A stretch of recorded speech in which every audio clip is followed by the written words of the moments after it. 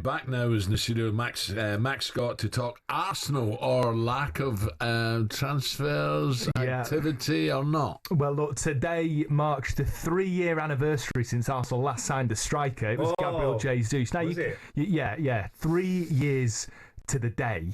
So far this window, obviously they've got Kepa Arrizabalaga in for $5 million from Chelsea, the keeper. We're expecting an announcement soon on Martin Zubimendi.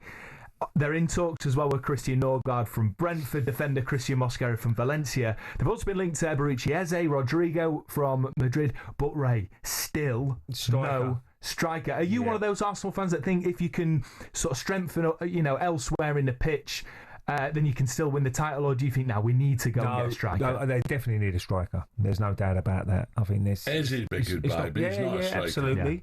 But I'm not going to get too worried at the moment. Yeah, still early days. Yeah, of course it is. And as I said before, it's like a game of poker when the transfers. They know, certain clubs know certain clubs are desperate for certain players, which everybody knows Arsenal are desperate for a striker. So it's a game of poker. Who gives him first? Usually, I think, who is it? Sporting Lisbon won 80, and he's saying he's only worth 60, and it's, it end up usually in the middle somewhere. So the two strikers that Arsenal are linked to are Benjamin Sesko from Leipzig, Victor Gyökeres from Sporting. Just a bit of a breakdown. Sesko got 13 goals, 5 assists last season. Victor Gyökeres got 39 goals, 8 assists. Gyökeres has scored 98 goals in the last 2 seasons. And sometimes I hear, and it baffles me, you hear fans like Arsenal fans, United fans who have also been linked to him, they don't quite like the sound of Gyökeres because he's just been playing in Portugal. Yeah. And I think, well, he's scored the goals. He's done his job. Goals. He's still getting in positions. I know, look, you could argue the defensive units ain't as good in Portugal.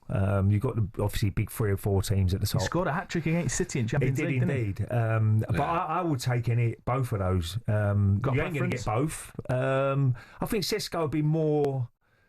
He's quick, he's strong. I'm not saying Gyökeres isn't, but I think he'd be the one who you could probably coach a little bit more. I mean, Gyökeres knows... He's the youngest one, isn't he? Yeah, he's 22, 23, so you can probably coach him a little bit better.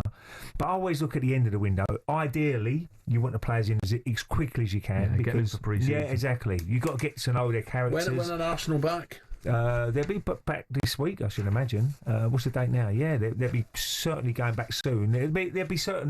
What we used to do when we go pre-season, if you haven't been involved in any sort of international duties or whatever it is, you'll go back on probably July the 4th, July the 5th, around that sort of time. And the other guys will get a little bit more time. Because Arsene Wenger was very fair like that. He used to always say, well, people do deserve a rest.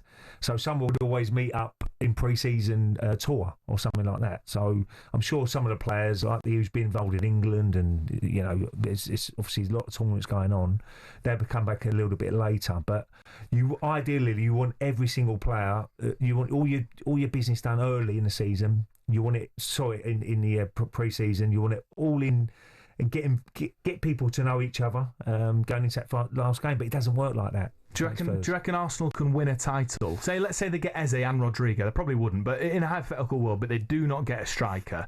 Can they win the title with reigning champions Liverpool strengthening with likes of Florian Wirtz, etc., City splashing the cash all year? I still think they need a striker. I think that's, I'll go back to last season. If they had someone like Thierry Henry, who I played with in that team, they would have won the league. Who, Chelsea? No, Arsenal. Well, exactly. So, they, in the end, Havertz done a decent job, but he's a midfielder. He hasn't got the instinct to be a striker. Allen was a good striker.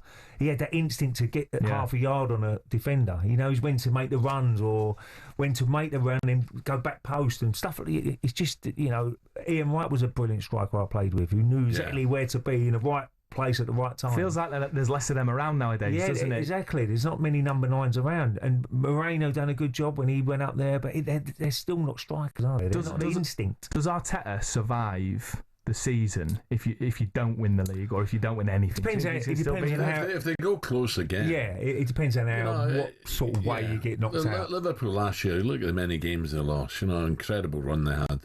Arsenal have got. I think injuries done them a little bit last season. Yeah, they've got to push them more. But if at the end of the day, there's not great managers out there. There's not too many great ones there.